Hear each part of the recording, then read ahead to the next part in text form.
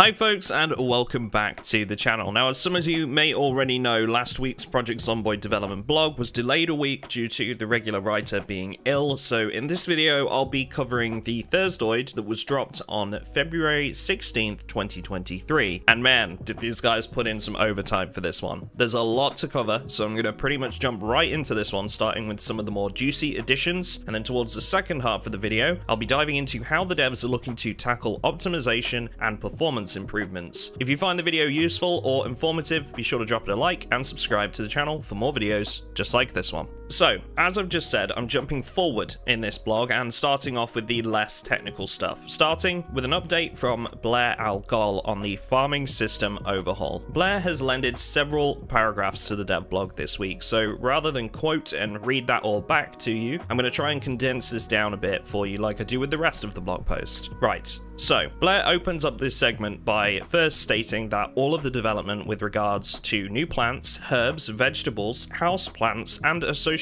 farming mechanics are almost to the point of completion. He's now focusing on fine-tuning and applying polish, but before everyone gets too excited, he does say that there's a large challenge ahead of him, as part of this fine-tuning and polish will require some more heavy lifting, as he puts it. The goal with the new reworked system is not just to be more realistic, but also provide a more relaxing and productive feeling gameplay loop associated with farming, whilst utilizing the full capabilities of modern Project Zomboid's animations. Blair has been patiently waiting for Ateron's new fishing rework to be in a state where he can use fishing as a base layer for building out his own interactions and engagements with farming, to try and keep stuff as consistent as possible across all the skills, as well as others like foraging and RJ's new animals, for example, so they can come together as a bit more of a whole experience. The goal is to make them similar, essentially. Blair then goes on to state that his goal is to create an oasis of calm within the post-apocalyptic world of Project Zomboid with a fun, albeit challenging, minigame experience. Blair then teases us with a new feature that he's been working on, which is the use of ladybugs as pest control. He then points out that in testing, the reworked system will still result in most crops making it to a harvestable state without issue, but that crop yields may vary.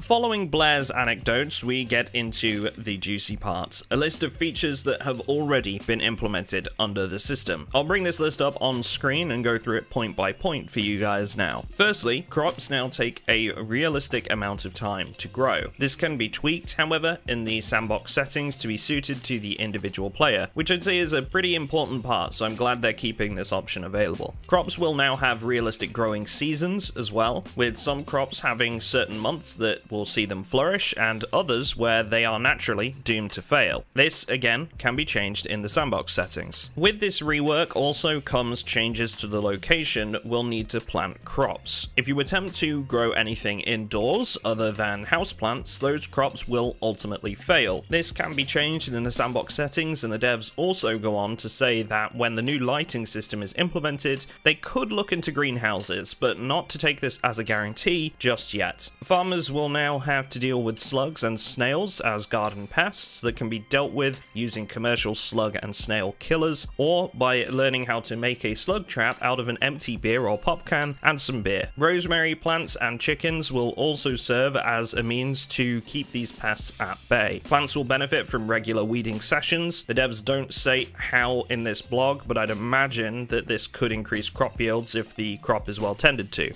Herbs will be implemented, which will have shorter growing seasons and can be repeatedly harvested for resources. Players will also be able to propagate new herb patches with fresh herbs. Whole potatoes, onions, and garlic bulbs will be able to be planted to create new patches of vegetables. Lastly, Blair has added contextual actions to the farming experience when the character is using the combat stance in conjunction with the action key. For example, if you have a hoe equipped and are in combat stance, you can use the action key to dig a furrow. This should make farming a bit less of a menu scrolling experience if that's how players would prefer to do things. Blair also wants to expand this to actions outside of farming, farming, like pulling down barricades from a window when a crowbar is equipped, for example. So that's it for the world of farming in this dev blog. Next we're over to fishing, and we're treated to 2 different images this week, showcasing both the massive list of new fish being added to the game in Build 42, but also some of their models laid out on a beach next to what I can only imagine is a rather happy fisherman. Super excited for the new fishing system. We saw some footage of this in the last dev blog, and I'm all for less skills that require absolutely no interaction from the player. I'd much rather be actively involved in a task that I'm completing, so it's good to see some further progress in this department. We also got a fairly sizable bit of footage showing off various animals this week, which is pretty much everything that we've seen in various blogs so far combined into one clip. We see pigs, chickens, cows, sheep, and various activities associated with keeping animals too, like filling a feed trough and shearing a sheep of its wool. Also, footage of a man getting his ass handed to him by a cow and then killing said cow. Personally, I'd be up for giving the cow a knife to see who wins that fight, but anyway, we'll move on as we've got some more stuff from Blair.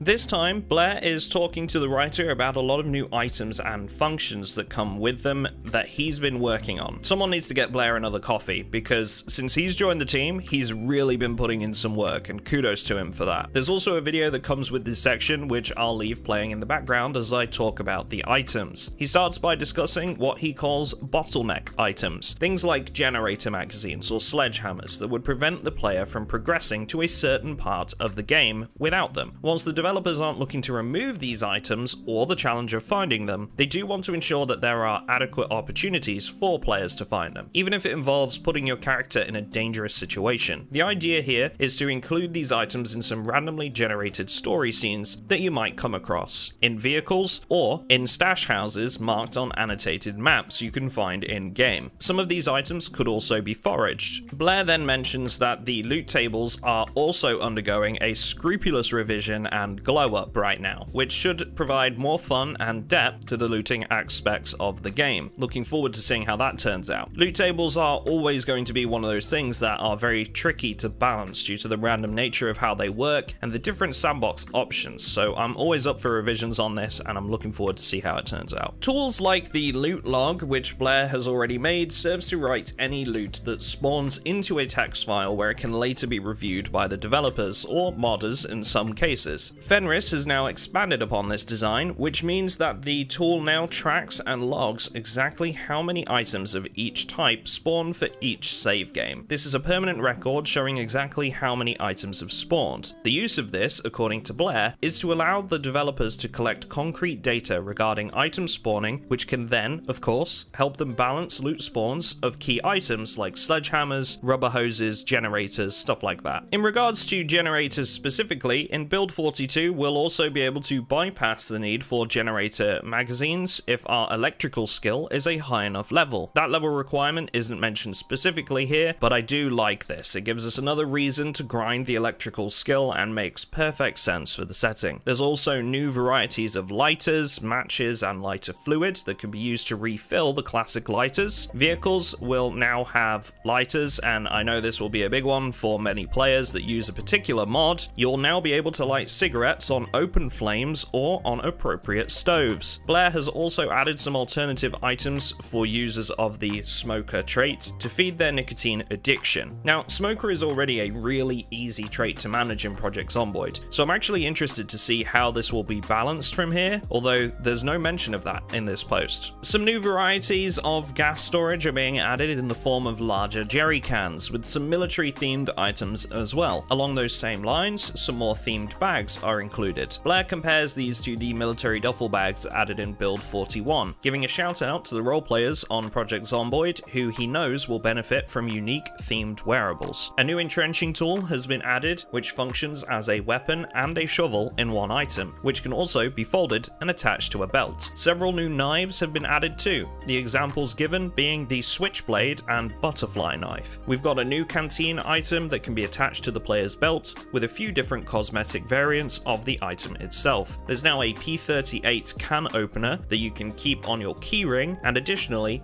players will be able to use a knife to open cans of food from build 42. This will, however, damage the knife and risk injury to the player's hand. There's some new alcoholic items like imported beer that will require a bottle opener, better wines, and champagne, which will need either a corkscrew or a pocket knife to open. There are now a bunch of vanity and collectible items that are being added for players to collect for those that like to set themselves additional goals. And lastly, we see in some of the footage that Blair uses the pickaxe item to remove tree stumps and boulders if you'd like to do some tidying around your safe house. Now, that's most of the juicy new additions and mechanics being brought to the game in build 42 that are covered in this dev blog, but there was a huge section of this dev blog dedicated to the new chunk-based rendering using a depth map, which is supposed to be a huge optimization improvement for the game. So if you're one of those people experiencing low FPS or stutters in your game, you're going to be interested in this next part. I will say that this gets pretty in-depth and is very technical, so much so that I want to preface this by saying I will be basically condensing and regurgitating this information. I have no development experience, and as such, this stuff is really outside of my wheelhouse. There are aspects of this that I certainly don't understand, so don't feel stupid if you don't either. Seriously, this is like pages of stuff, so if you want to give it a more proper read, there is a link in the description to the blog, but I'll do my best to condense it down. Okay, enough of that. Let's get into it. According to the developers, most 2D games have historically worked by using a system that's much like a deck of cards being dealt. Each image is placed on top of the other to construct a scene. They then explain that this method is incredibly inefficient, especially when it comes to isometric games like Project Zomboid, with a ton of tiles, tile overlays, and more. The rigid order that the sprites or cards in this analogy are dealt means that your GPU is unable to optimize how it's all drawn. Not only this, but every time you deal a new card on top of another, the example given here is a zombie in front of a wall. That wall is forever ruined by the zombie's pixels. The only option is to draw that entire thing again, tile by tile, ready for the next frame. This is a big part of what has caused performance issues for many in the past with Project Zomboid. It doesn't help that most GPUs are built and optimized for 3D rendering, and that scene construction in the world of Project Zomboid is also pretty taxing on the CPU. All this to say that currently, it's not really well optimized. The developers then lead into explaining that in 3D games, there is what is known as a depth buffer. This is an off-screen rendering of the scene that says how far from a scale of 0 to 1 each pixel is. In our analogy, this means the deck of cards go out the window, as the devs put it. You're essentially no longer having to draw everything from the furthermost thing to the closest. Depth buffer gives the benefit of being able to choose in what order things are drawn. Not only this, but you know how previously we were saying the whole thing needs to be drawn frame to frame? Well, this doesn't have to be the case anymore. With a cached mesh being stored in the GPU memory, this means they can be reused to save redrawing the entire thing every frame. In build 42, the developers are implementing a depth buffer into Project Zomboid. Now, I will admit, before reading this blog post, I didn't really understand the magnitude of this change, but the developers emphasize that this is a bold proposition, since there's no 3D in Project Zomboid outside of characters and items. The 3D perspective in Project Zomboid is a faked perspective drawn by artists. It's an illusion, really. With some perseverance, however, the developers have managed to create a serviceable depth map of the usual faked isometric tiles. This image is provided in the blog directly after this section. The writer then points out that if you look carefully at floors or walls, they are not completely smooth in this image. Each tile is still using the deck of cards system that they previously described. The difference being now, however, they no longer have to draw the cards from back to front. They then provided this clip, which shows how this faked isometric view can cause some very strange visual glitches. So the developers have taken a further step, and I quote here, calculated the fake 3D-ness for floors and walls, which makes the depth map look a lot smoother. The devs are still dealing with the same faked 2D isometric tiles, and always will be. But going back to the deck of cards, the developers will be able to say one side of the card is further back than the other side. Any object placed on them will then represent this as if they have an actual 3D depth. The devs then explain that during some dev test work, they've been able to draw a chunk like the one shown in this image on screen rendering now, tile by tile, on one singular occasion. Now, to put that in perspective, the frame of reference given by the developers is that this would have been drawn hundreds of times previously, as the scene was reconstructed frame by frame. Now it needs to be drawn once, as the tile is constructed, and then it becomes its very own tile. Depth information is